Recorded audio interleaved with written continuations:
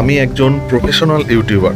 আজকে তোমাদের বলবো এত এনার্জি আমি কোথা থেকে পাই, যাতে এত এত চ্যানেল, এত এত ভিডিও তৈরি করি। এত কন্টেন্ট তৈরি করার জন্য যথেষ্ট ধৈর্য, শক্তি, শান্তি লাগে মনে।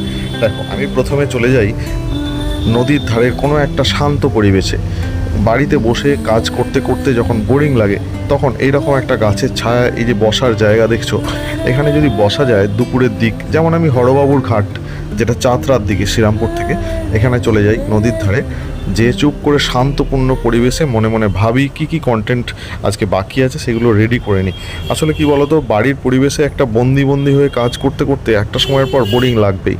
তখন কিন্তু তোমার এরকম ধরনের একটা শান্তিপূর্ণ পরিবেশ প্রয়োজন হবে।